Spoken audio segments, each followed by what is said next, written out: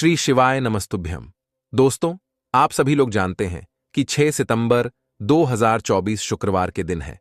भाद्रपद महीने की हरितालिका तीज का व्रत, और इस दिन करें 7 चने की दाल वाला ये एक उपाय जीवन के हर कष्टों से तुरंत मिल जाएगी।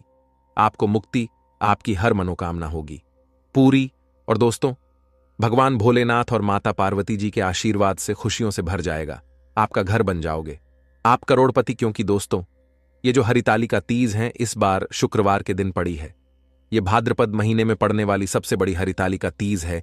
इसीलिए दोस्तों, इस दिन का महत्व बहुत ही ज्यादा बड़ा होता है और इस दिन आप लोगों को यह 7 चने की दाल वाला उपाय जरूर करना चाहिए, जो कि पंडित जी ने अपनी अभी की ही कथा में यहां पर बताया हुआ है। तो दोस्तों, इस उपाय को आपको कैसे करना है, कब करना है, कहां पर करना है और उपाय को करते समय आपको किन किन बातों का ध्यान रखना है, ये सारी जानकारी हम आपको इस वीडियो में देंगे। तो चलिए दोस्तों, वीडियो में आगे बढ़ते हैं। देखिए, ये दिन इतना खास होता है, इतना महत्वपूर्ण होता है। देखा गया है कभी कभी बड़े बड़े पूजा पाठ अनुष्ठान से जो मनोकामना पूर्ण नहीं होती है, वह 6 सितंबर 2024 हरितालिका तीज व्रत के दिन एक छोटे से उपाय करने से ही आपकी सभी मनोकामना पूर्ण हो जाती है। और बहुत सारे लोगों ने इस उपाय को किया भी है और उनको इस उपाय को करने का फल भी जरूर मिला है। अगर आप लोग भी इस उपाय को 6 सितंबर 2024 हरितालिका तीज व्रत के दिन करना चाहते हैं, तो आप इस उपाय को पहले अच्छे से समझ लेना, सुन लेना, उसके बाद करना। आपको इस उपाय का फल जरूर मिलेगा। और इस उपाय को करने से आपके घर में चाहे किसी भी प्रकार की दुख और समस्या क्यों ना चल रही हो, आपको उसका कारण भी नहीं पता है कि भाई ये समस्या किस कारण से चल रही है। उसका कुछ भी कारण हो सकता है, जैसे पितृदोष हो सकता है या किसी भी तरह का मंगल दोष भी हो सकता है। और भी बहुत तरह के दोष होते हैं, कुछ भी हो सकता है। पर आपको इस उपाय को करने के लिए अपने दोष को पता लगाने की भी जरूरत नहीं है। 6 सितंबर 2024 हरितालिका तीज व्रत के दिन इस 7 चने की दाल वाला उपाय को आप लोगों को कर लेना है। दोस्तों, अब हम समझते हैं इस वाले उपाय को हमें करना किस समय है। तो सबसे पहली बात दोस्तों, हम समझते हैं कि यह 7 चने की दाल वाला उपाय करना किसको है। तो देखिए, यहां पर सीधी सी बात है कि यह 7 चने की दाल वाला उपाय जो उपाय है, यह किस लिए किया जा रहा है। यह मनोकामना को पूर्ण करने के लिए किया जा रहा है, या आपके जीवन में जो दुख और परेशानियां हैं उनको दूर करने के लिए किया जा रहा है, या आपका कोई बड़ा काम है जो कि नहीं हो पा रहा है, आप उसके लिए इस उपाय को कर सकते हो। तो सीधी सी बात यह है कि आप अपनी किसी भी प्रकार की मनोकामना के लिए इस वाले उपाय को कर सकते हो। तो यह उपाय वह व्यक्ति कर सकता है जिस व्यक्ति को अपनी किसी भी प्रकार की मनोकामना भगवान शिव जी से पूर्ण करवानी हो। और अगर कोई भी माताएं बहनें जो है अपने घर की सुख और शांति के लिए, घर में धन समृद्धि को बढ़ाने के लिए वाला उपाय करना चाहती हैं, तो घर की जो बड़ी माताएं बहनें होंगी वह इस 7 चने की दाल वाला उपाय को विशेष रूप से करें। क्योंकि माताएं बहनें घर की लक्ष्मी होती हैं, और जब घर की लक्ष्मी कोई विशेष उपाय करती है तो उसका फल ही बहुत जल्दी मिल जाता है और बहुत बड़ा होकर मिलता है। अन्यथा इस उपाय को कोई भी व्यक्ति कर सकता है, चाहे वह बड़ा हो, चाहे वह छोटा हो, चाहे वह बच्चा हो।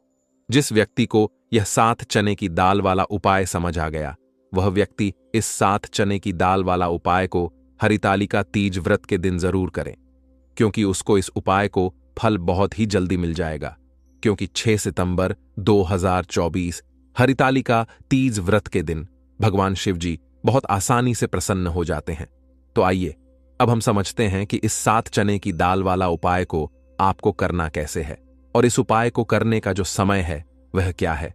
तो देखिए, इस 6 सितंबर 2024 हरितालिका तीज व्रत के दिन किए जाने वाले यह 7 चने की दाल वाला जो उपाय है, यह मुख्य रूप से सुबह का समय, प्रातःकाल का समय होगा।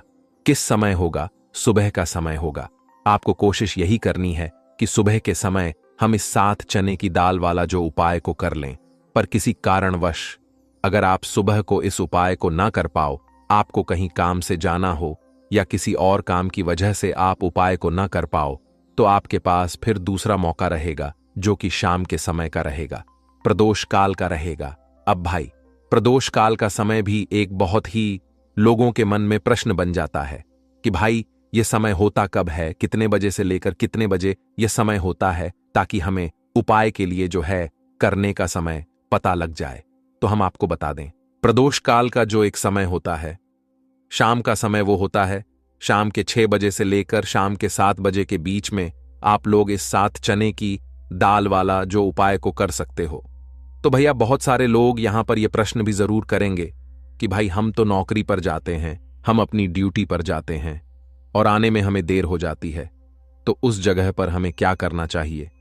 तो देखिए, उन लोगों को भी टेंशन लेने की जरूरत नहीं है। अगर आप लोग इस उपाय को शाम के समय प्रदोष काल में कर रहे हैं और अगर आप आने में देरी भी हो जाती है, आपको आने में 7 बजे तक आप नहीं पहुंच पाते हो, तो भाई आप 7 या रात 8 बजे तक भी अगर उपाय को करोगे तो भी चल जाएगा। और अगर इससे भी थोड़ा देर हो जाती तो भी आप उपाय को कर सकते हो, क्योंकि 6 सितंबर 2024 हरितालिका तीज व्रत का दिन है। यह दिन बहुत ही कम आता है, पूरे साल भर में एक बार, इसलिए जब आपको मकान मिल जाए, जब आप इस उपाय को जरूर कर लेना। कोई भी उपाय हो, आप कभी भी कर सकते हो। हरितालिका तीज व्रत के दिन बस कोशिश करना कि समय के थोड़ा अंतर्गत ही कर लो, पर किसी कारणवश अगर ना कर पाओ तो फिर आप थोड़ा देरी से भी कर सकते हो, आपको उपाय का फल जरूर मिलेगा। पूज्य गुरुजी ने कहा कि जब भी हरितालिका तीज व्रत के दिन पड़े तो आपको सिर्फ 7 चने की दाल वाला उपाय करना है। इससे आपके जीवन में अगर धन वैभव की समस्या चल रही है, अगर आप रुपए पैसों के लिए बहुत ज्यादा परेशान रहते हैं, आर्थिक तंगी चल रही है, कई बार आप प्रयास बहुत करते हैं, मेहनत बहुत करते हैं, लेकिन आपको धन प्राप्त नहीं हो पाता है, आप मेहनत करने के बावजूद भी सफल नहीं हो पाते हैं, आप अपने व्यापार में असफल हो जाते हैं, नौकरी करने के प्रयास में असफल हो जाते हैं, किसी भी कार्य में अगर आप असफल हो रहे हो या फिर आपको धन की हानि हो रही हो, तो गुरुजी ने कहा कि आपको यह छोटा सा उपाय इस हरितालिका तीज व्रत की तिथि में जरूर करना चाहिए। तो चलिए जानते हैं इस विशेष उपाय के बारे में। कर लें, आज का यह वीडियो बहुत ही खास होने वाला है, क्योंकि हरितालिका तीज व्रत की तिथि में किए जाने वाले 3 विशेष उपाय आज आपको इस वीडियो में बताए जाएंगे। यह उपाय आप अपनी समस्या के अनुसार कर सकते हैं। इन उपायों में आपको धन प्राप्ति के उपाय बताए जाएंगे, आपकी मनोकामना पूर्ति के उपाय बताए जाएंगे। जीवन में किसी भी प्रकार के संकट चल रहे हैं, समस्याएं चल रही हैं, तो उनको दूर करने के उपाय बताए जाएंगे। चलिए जानते हैं पूज्य गुरुजी द्वारा बताए गए सबसे पहले उपाय के बारे में। इस उपाय के लिए आपको सबसे पहले जरूरत पड़ेगी 7 चने की दाल की। अब यह 7 चने की दाल जो आप लेंगे, तो यह बात जरूर ध्यान रखना कि खंडित मत लेना, टूटी हुई चने की दाल उपयोग में नहीं आती है, ठीक है। 7 चने की दाल या लेते हो तो बहुत ही ज्यादा शुभ है। तो इस उपाय के लिए आपको मात्र 7 चने की दाल लेना है। इसी के साथ में आपको एक तांबे के पात्र के अंदर शुद्ध जल लेना है और इन दोनों सामग्री को लेकर के आपको भगवान शिव के मंदिर में पहुंच जाना है। गुरुजी ने बताया है कि यह उपाय आप सुबह से लेकर शाम तक किसी भी समय कर सकते हैं। देखो दोस्तों, आपके पास जो 7 चने की दाल है, सबसे पहले तो उन पर आपको थोड़ा सा जल डाल करके उन्हें गीला कर लेना है। अब इस चने की दाल को आपको अपने सीधे हाथ की हथेली पर रखना है और आपके जीवन में जो दुर्भाग्य चल रहा है, आपके जीवन में जिन भी कार्यों में आपको रुकावट उत्पन्न हो रही है, जिन भी कार्य में आप बार बार असफल हो जाते हैं, तो आपको प्रार्थना करनी है कि हे मेरे महादेव, मुझे इन सभी कार्यों में सफलता प्राप्त हो तथा मेरे जितने भी कार्य अटक रहे बस सभी परिपूर्ण हो। और यह 7 चने की दाल आपको भगवान शिव के शिवलिंग पर समर्पित कर देना है। बृहस्पति शवर महादेव का मन में स्मरण करते हुए गुरुजी ने कहा है कि जो भी व्यक्ति हरितालिका तीज व्रत के दिन इस प्रकार से 7 चने की दाल समर्पित कर देता है शिवलिंग पर, तो उसके जीवन से सारा दुर्भाग्य दूर हो जाता है। अब दोस्तों, अंत में जो एक जल का पात्र है आपके पास, इसे भी आपको भगवान शिव की शिवलिंग पर अर्पित कर देना है और श्री शिवाय नमस्तुभ्यम इस मंत्र का जाप करते हुए बस इतना सा उपाय करना है। आपको आपके जीवन का जितना भी दुर्भाग्य है वह सभी दूर होगा। अब दोस्तों, हम बात करते हैं दूसरे विशेष उपाय के बारे में। यह उपाय विशेषकर आपकी जो भी मनोकामनाएं हैं उन्हें परिपूर्ण करने वाला है। यदि आपको ऐसा लगता है कि आपने कई प्रकार के उपाय कर लिए हैं लेकिन महादेव अभी तक आपकी जो मनोकामना है उसे परिपूर्ण नहीं कर रहे हैं, तो आपको यह उपाय जरूर करना है। देखिए, इस उपाय को करने के लिए मात्र आपको एक गुड़ का टुकड़ा लेना है। इसी के साथ में आपको एक तांबे के पात्र के अंदर शुद्ध जल लेना है। देखिए, हरितालिका तीज व्रत के दिन यदि हम गुड़ वाले जल से उपाय करते हैं तो बहुत ही चमत्कारी माना जाता है, और इससे जो हमारा बृहस्पति ग्रह है वह भी मजबूत होता है। बृहस्पति ग्रह यदि हमारा मजबूत होता है तो हमें कभी भी जीवन में धन संपदा की कमी नहीं होती है। हमारे जीवन में जो दुर्भाग्य होता है वह भी सौभाग्य में बदल जाता है। तो देखिए दोस्तों, इस उपाय के लिए आपको एक गुड़ का टुकड़ा लेना है, एक तांबे के पात्र के अंदर शुद्ध जल लेना है, और इन दोनों सामग्री को लेकर के आपको भगवान शिव के मंदिर में पहुंच जाना है। अब दोस्तों, इसे गुड़ के टुकड़े को आपको उसी जल के पात्र के अंदर डाल देना है और गुड़ से युक्त जल आपको तैयार कर लेना है। आप इस जल को आपको भगवान शिव की शिवलिंग पर अर्पित कर देना है। श्री शिवाय नमस्तुभ्यम इस मंत्र का जाप करते हुए और बृहस्पति शवर महादेव का मन में स्मरण करते हुए जो भी व्यक्ति हरितालिका तीज व्रत के दिन इस प्रकार से यह गुड़ वाला जल समर्पित कर देता है शिवलिंग पर, उसके जीवन में कैसी भी कोई भी मनोकामना होगी वह हमारे महादेव परिपूर्ण कर देते हैं। तो आपको मनोकामना पूर्ति के लिए यह छोटा सा और सरल सा उपाय भी अवश्य ही करना है। अब दोस्तों, हम बात कर लेते हैं तीसरे विशेष उपाय के बारे में। देखिए दोस्तों, इस उपाय के लिए आपको मात्र एक तांबे के पात्र के अंदर शुद्ध जल लेना है। इसी के साथ मैं आपको 11 चावल यानी कि 11 चावल अक्षत के दाने लेना है। देखें, चावल के दानों को लेते समय आपको ध्यान रखना है कि यह कहीं से भी टूट हुए या फिर खंडित नहीं होने चाहिए। इसी के साथ में आपको थोड़ा सा पीला चंदन भी लेना है। अब देखो दोस्तों, सबसे पहले तो इन सभी सामग्रियों को लेकर के आपको पहुंच जाना है भगवान शिव के मंदिर में। देखिए दोस्तों, सबसे पहले तो आपके पास जो चावल के दाने हैं उनमें आपको यह पीला चंदन थोड़ा सा डाल देना है, और उन चावल के दानों पर आपको थोड़ा सा जल डाल करके उन्हें गीला करना है, यानी कि उन चावल के दानों को आपको पीला कर लेना है। इसी प्रकार सबको इन चावल के दानों को तैयार करना है, यानी कि यह जो चावल के दाने हैं स्वर्ण के समान हो चुके हैं, और यह जो आपने चावल के दाने स्वर्ण के समान जो तैयार किए हैं इन्हें आपको भगवान शिव के शिवलिंग पर समर्पित कर देने हैं। बृहस्पति शवर महादेव का मन से स्मरण करते हुए। देखो, गुरुजी ने बताया है कि जो भी व्यक्ति पीले चंदन से युक्त इन चावल को तैयार करके शिवलिंग पर हरितालिका तीज व्रत के दिन इस प्रकार से समर्पित कर देता, उसके जीवन में जितना भी दुर्भाग्य है वह सभी दूर होने लगता है, और जीवन की जो दरिद्रता है उससे भी उसको मुक्ति मिलने लगती है। अब दोस्तों, अंत में जो आपके पास एक तांबे के पात्र के अंदर जल है, इसे भी आपको भगवान शिव के शिवलिंग पर अर्पित कर देना है। श्री शिवाय नमस्तुभ्यम इस मंत्र का जाप करते हुए और बृहस्पति शवर महादेव का मन में स्मरण करते हुए देखिए, यह सभी उपाय छोटे छोटे हैं, लेकिन इनका जो फायदे हैं वह बहुत ही अधिक मिलेंगे। आपके जितने भी कार्य हैं वह सभी सिद्ध होते चले जाएंगे। आपके जितने भी कार्य में आपको रुकावटें आ रही हैं बस सभी दूर होती जाएंगी। दोस्तों, अब हम बात कर लेते हैं चौथे विशेष उपाय के बारे में। देखिए, इस उपाय के लिए आपको 2 दीपक लेने होंगे। दोनों ही दीपक आप मिट्टी के भी ले सकते हैं, और दोनों ही दीपक आप शुद्ध आटा मड़कन भी तैयार कर सकते हैं।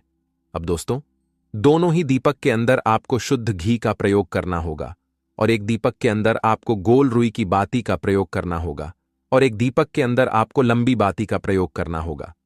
लंबी बाती वाले दीपक के अंदर आप मौली वाला जो धागा आता है कलावा का, उसकी बाती का प्रयोग भी आप लंबी बाती वाले दीपक के अंदर कर सकते हैं। देखिए, 2 दीपक वाला यह चमत्कारी उपाय केवल हरितालिका तीज व्रत की रात्रि में ही किया जाता है, इसीलिए आपको इस उपाय को बहुत ही ध्यान से समझना। इसी के साथ में आपको 11 काले तिल के दाने लेना है, और इसी के साथ में आपको मात्र 1 छुटकी पीसी हुई हल्दी भी लेनी होगी।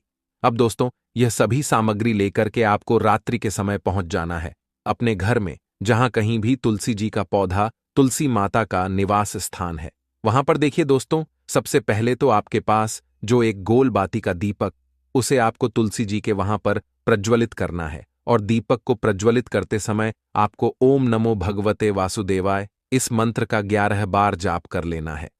अब देखिए दोस्तों, आप जो 11 काले तिल के दाने लेकर के आए हैं, उन्हें आपको अपने सीधे हाथ में रखना है। और जो आपने गोल बाती वाला दीपक प्रज्वलित किया है माता तुलसी जी के वहां पर, उसके ऊपर से आपको इन 11 काले तिल को दाहिनी तरफ की दिशा में घुमाना है।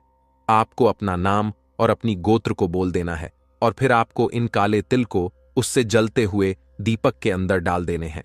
देखिए, काले तिल भगवान विष्णु के पसीने से उत्पन्न हुए हैं और जब भी हम यह दीपक हरितालिका तीज व्रतन की रात्रि में प्रज्वलित करते हैं तो इससे हमें हमारे कर्ज में राहत मिलती है, हमारे जीवन में धन प्राप्ति के नए नए मार्ग खुलते हैं, हमारा अगर कोई भी कार्य रुका हुआ है तो वह भी परिपूर्ण होता है।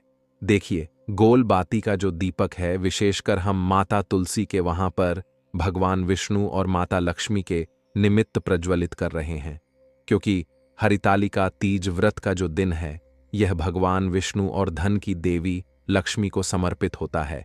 इस प्रकार से आपको यह दीपक प्रज्वलित कर देना है। अब जो आपके पास लंबी बाती का दीपक है, एक चुटकी हल्दी है, तो इससे आपको लेकर के पहुंचना है अपने घर के मंदिर में। आपके घर के मंदिर में माता लक्ष्मी की जो भी प्रतिमा है, मूर्ति है, उनके सामने सबसे पहले तो आपको यह लंबी बाती का दीपक रखना है। फिर आपको दीपक को प्रज्वलित कर देना है। दीपक को प्रज्वलित करते समय आपको ओम महालक्ष्मी नमः इस मंत्र का जाप करते रहना है।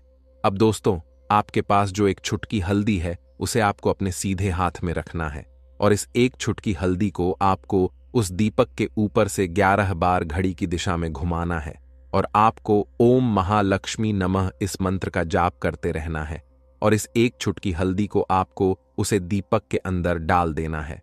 देखिए, एक चुटकी हल्दी वाला जो दीपक है आपके जीवन से दुर्भाग्य को समाप्त करता है, माता लक्ष्मी की आपको कृपा प्राप्त करवाएगा, धन प्राप्ति के आपके जीवन में नए नए मार्ग बनाएगा। तो इस प्रकार से आपको यह उपाय अवश्य करने हैं। और दोस्तों, यदि आपको इस उपाय से जुड़ा किसी भी प्रकार का सवाल पूछना है तो आप कमेंट बॉक्स में पूछ सकते हैं। उपाय को करते समय आप किसी भी प्रकार की गलती नहीं करनी है। अगर आपको वीडियो अच्छी लगी हो तो चैनल को सब्सक्राइब जरूर करें। तो अब बात करते हैं अपने सबसे छोटे और सबसे उत्तम उपाय की। प्रिय भक्तों, इस बार 6 सितंबर 2024 को हरितालिका तीज व्रत है। मित्रों, वीडियो आप पूरा देख लेंगे तो हरितालिका तीज से संबंधित सभी शंकाओं का समाधान हो जाएगा। भक्तों, अभी तक आप लोगों ने परंपरागत या इधर उधर से सुनकर यह व्रत किया होगा, लेकिन हम इस वीडियो के माध्यम से शास्त्रों की नई नई बातें भी बताएंगे, जिससे आपको सब कुछ स्पष्ट हो जाएगा। और जो पहली बार हरितालिका तीज का व्रत करना चाहती हैं, वह माताएं बहनें, उनको यह वीडियो बड़े ही सहायक सिद्ध होगी। भक्तों, एक बात और बता दूं कि इस दिन भगवान वराह की जयंती है, यानी 6 सितंबर को भगवान वराह की जयंती है। और दोस्तों, वराह अवतार भगवान श्री हरि विष्णु जी का है। भक्तों, वराह भगवान कहते हैं तृतीया तिथि को ही माता गौरी का जन्म हुआ और विवाह भी इसी तृतीया तिथि पर ही होगा। इससे तृतीया तिथि को यत्नपूर्वक प्रत्येक सुहागिन माताओं को, बहनों को इसका व्रत करना ही चाहिए। और व्रत में वराह भगवान क्या बता रहे हैं कि केवल इस दिन आपको नमक नहीं खाना है।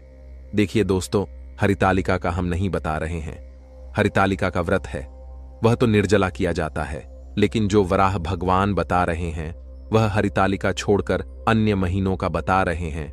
और जो भक्त व्रत नहीं भी रखती है तो हरितालिका का तो वे इस दिन कम से कम नमक वाला भोजन न करें। वराह भगवान बता रहे हैं कि तृतीया तिथि पर जो माताएं बहनें बिना नमक का भोजन करती हैं तो उनका वैवाहिक जीवन खुशहाल होता है और संपन्नता बढ़ती है। यह शुक्ल पक्ष की तृतीया की मैं बात कर रहा हूं। अब पुराणों में सनातन जी नारद जी को बता रहे हैं कि इसका व्रत यानी तृतीया का व्रत और पूजन करने वाली महिला श्री गौरी देवी की सहचर बनती है, यानी कि माता पार्वती जी की सहेली बनती हैं। तो हरितालिका तीज का व्रत बहुत ही पवित्र माना गया है। अब आइए भक्तों, जानते हैं कुछ आवश्यक और उपयोगी बातें। सबसे बड़ा प्रश्न यह है कि माताएं रजे धर्म में यानी पीरियड्स में यह व्रत कर सकती हैं या नहीं। मित्रों, इसका उत्तर यह है कि आप बिल्कुल व्रत कर सकती हैं यदि आपका शरीर साथ दे रहा है तो, लेकिन पूजन का सामान आपको बिल्कुल नहीं छूना है, ना ही आपको पूजन करना है, केवल आपको व्रत करना।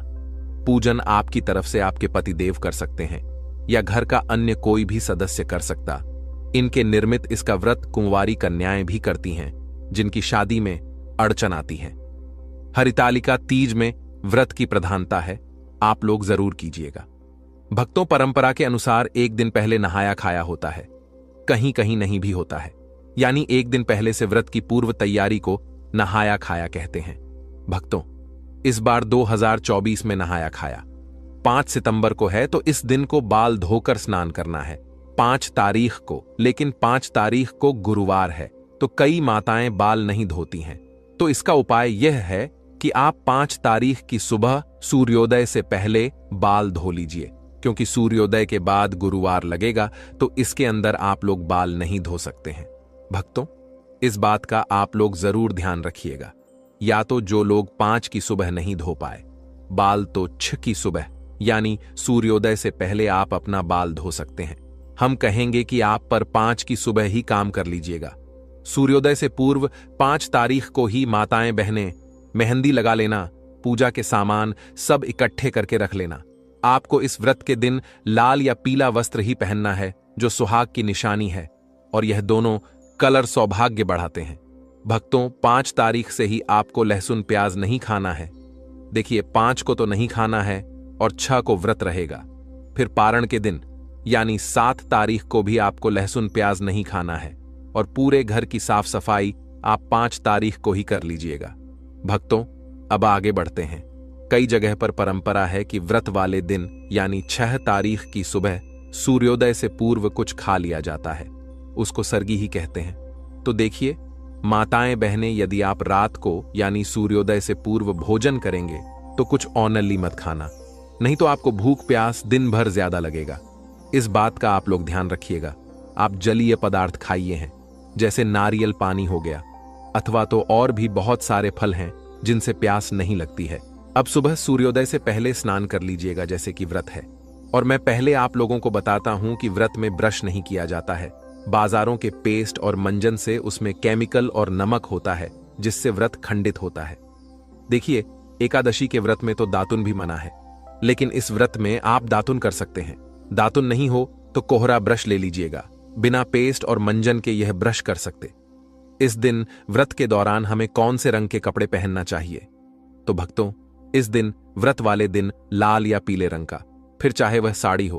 अब कई लोग पूछेंगे कि पहले की रखे हुई साड़ी पहन सकते हैं, तो हम बताएंगे कि पहले की साड़ी भी पहन सकते हैं, लेकिन वह साड़ी केवल पूजा के समय पहनी हुई हो तो आप उसका उपयोग कर सकते हैं, धोकर पहन सकते हैं।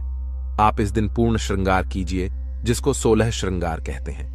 तृतीय तिथि यानी 6 तारीख को सुबह के पूजन का समय रहेगा।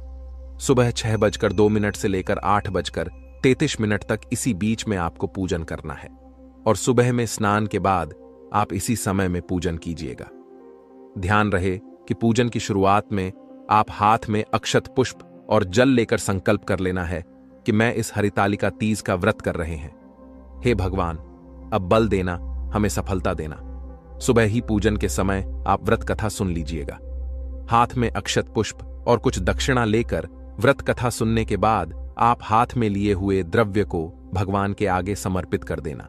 अब अगला दुविधादायक प्रश्न है कि कई लोग कहते हैं कि मिट्टी का शिव परिवार बनाकर पूजन करना होता है, लेकिन शहरों में रहने वाले लोग कैसे और कहां से मिट्टी लाएं? तो मित्रों, अब मेरी बात पर आप लोग ध्यान दीजिएगा, इसका हल भी है। देखिए, जब माता पार्वती जी का विवाह भगवान श्री हरि विष्णु जी से तय होना था, तब सखियों ने उनका हरण कर लिया और पार्वती जी गुफा में मिट्टी और रेत के शिवलिंग बनाकर पूजन करती थी। यह परंपरा तभी से चली आ रही है, लेकिन आज के युग में हमारे पास फोटो की सुविधा है। जो लोग मिट्टी का पार्थिव शिव परिवार बना सकते हैं, वे लोग तो बनाए बहुत उत्तम है, लेकिन जिनके पास सुविधाएं नहीं हैं, वे लोग केवल शिव परिवार का एक फोटो ले लेना और उसी पर पूजन कर लेना, या किसी के पास धातु की मूर्ति हो, मेटल की मूर्ति हो, तो उस पर भी आप लोग पूजन कर सकते हैं।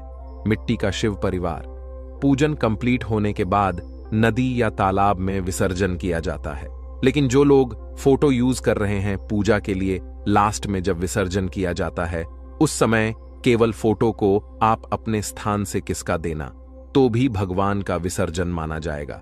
या तो किसी ने कोई मेटल की मूर्ति रखी हुई है, उस पर पूजन किया, तो वे भी ऐसे ही पूजन करके मूर्ति को अपने स्थान से खिसका देना, तो इससे विसर्जन मान्य हो जाता है। भक्तों, फोटो को या मेटल की मूर्ति को ले जाकर पानी में डालकर आना। विसर्जन केवल मिट्टी की मूर्ति का होगा। भक्तों, आपका अगला प्रश्न आता है कि एक बार व्रत उठा लिया तो क्या हर बार करना चाहिए?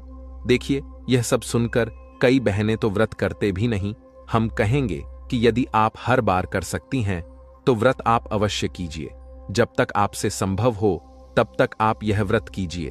अब कई लोग हैं ना, आपको डराते हुए मिलेंगे। एक बार व्रत कथा उठा लिया तो जीवन भर करना पड़ेगा, नहीं तो आपका यह हो जाएगा, वह हो जाएगा। जैसे बोलते हैं तो भक्तों, उनसे पूछना कि कौन से शास्त्र में लिखा है और मुझे भी भेज देना। शिवजी और माता गौरा हमारी मां है। शिवजी पिता भी लोग बुरा चाहकर भी नहीं कर सकते हैं, और वे बुरा क्यों चाहेंगे? भक्तों, इस व्रत के कुछ जरूरी नियम होते हैं जिनके तहत कुछ खास सामग्री का होना जरूरी होता है। इनके बिना पूजा अधूरी रह जाती है। क्या है वह सामग्री? आइए जानते हैं। आपको चाहिए सूखा नारियल कलश बेलपत्र, शम्मी का पत्ता, केले का पत्ता, धतूरे का फूल, घी, शहद, गुलाल, चंदन, कलांबा, इत्र, 5 फल सुपारी, अक्षत, धूप, दीप, कपूर, गंगा जल, दुर्वा आदि। हड़ताली का तीज पर सुहाग सामग्री का बड़ा है। सुहाग की सामग्री में बिंदी, सिंदूर, कुमकुम, मेहंदी, बिछिया, काजल, जुड़ी ही, महावर आदि को शामिल करें। दोस्तों, तीज के दिन एक चौकी पर आप पीला या लाल वस्त्र बिछाकर उस पर भगवान की सभी प्रतिमाओं को स्थापित करके उनका विधिवत पूजन किया जाता है। तिलक लगाकर श्रृंगार किया जाता है। माता पार्वती जी को 16 श्रृंगार की वस्तुएं, मौसमी फल आदि अर्पित किया जाता है। धूप दीप जलाकर पूजा करके मंत्रों का जाप किया जाता है। मीठे का भोग लगाया जाता है। मालपुए का या दूध से बनी मिठाई का भोग इस दिन आप लगा सकते हैं। सबसे अंत में व्रत की कथा पढ़कर या सुनकर आरती की जाती है। अगले दिन सुबह सूर्योदय के बाद ही इस व्रत का पारण किया जाता है। जो लोग इस पूरे दिन निर्जल ना रह पाए तो रात के समय आप पूजा करके आचमन करके पानी पी सकते हैं, फलाहार भी कर सकते हैं। आप अगर निर्जल रहकर व्रत रखने में सक्षम नहीं है तो ऐसे में आप जब भी सुबह को व्रत रखें तो उस समय आप जल के साथ वैसे व्रत को रखने का संकल्प भी ले सकती है। हरितालिका, यह शब्द पार्वती के भगवान विष्णु से विवाह करने से बचने के लिए खुद का अपहरण करने के कार्य से आया है।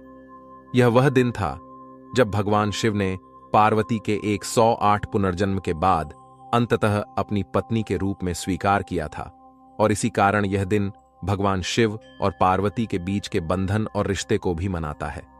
इसीलिए इस दिन उन दोनों की पूजा देवी पार्वती के कड़ी तपस्या और समर्पण के लिए तीज माता के रूप में की जाती है। भक्तों, कुंवारी कन्याएं अगर इस व्रत को रखती हैं तो उन्हें मनचाहा जीवन साथी की प्राप्ति होती है।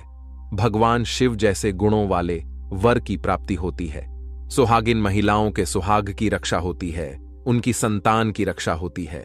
कहते हैं कि जिन लोगों के विवाह में बाधा आ रही हो उन्हें हरितालिका तीज के दिन पार्थिव शिवलिंग बनाकर 21 बेलपत्र अर्पित करके पार्थिव शिवलिंग की कम से कम 3 बार परिक्रमा करनी चाहिए। फिर नमः शिवाय मंत्र का 108 बार जाप करना चाहिए। भगवान शिव और देवी पार्वती का गठबंधन करना चाहिए। वर और वधू की तरह आप माता पार्वती और भगवान शिव के बीच में चुनरी बांधकर गठबंधन कर सकते हैं, जिसमें 3 गांठें लगाई जाती है। आप कलावे से भी गठबंधन कर सकते हैं। गठबंधन करने के साथ ही आप माता पार्वती को श्रृंगार की सामग्री अर्पित करें, कोई फल या मिठाई अर्पित करें और अपनी मनोकामना की पूर्ति के लिए प्रार्थना करें। ओम नमः शिवाय मंत्र का 108 बार जप करने से जिन लोगों के विवाह में बाधा आ रही है उनका विवाह भी शीघ्र हो जाता है, वैवाहिक जीवन भी सुखद होता है। हरितालिका तीज व्रत सफल संपूर्ण तरीके से करने के लिए कुछ जरूरी नियमों के बारे में जान लेना आवश्यक होता है। अगर आप यह व्रत पहली बार रख रही हैं तो यह बातें आपको जरूर जाननी चाहिए। लेकिन दोस्तों, उससे पहले आपसे रिक्वेस्ट है कि वीडियो को लाइक जरूर करिएगा, दोस्तों को शेयर कर दीजिएगा, और अगर आपने अभी तक द वास्तुशास्त्र चैनल को सब्सक्राइब नहीं किया है तो चैनल को सब्सक्राइब अवश्य कर लीजिएगा, जिससे कि ऐसे ही महत्वपूर्ण वीडियो आप लोगों को सही समय पर मिल सकें। और कमेंट बॉक्स में ओम नमः शिवाय, हर हर महादेव जरूर लिख देना, जिससे कि भगवान भोलेनाथ जी की कृपा आप और आपके परिवार पर सदैव बनी रहे। प्रिय भक्तों, हरितालिका तीज का व्रत बिल्कुल करवा चौथ के व्रत की तरह ही किया जाता है। यह व्रत निराहार और निर्जल रखा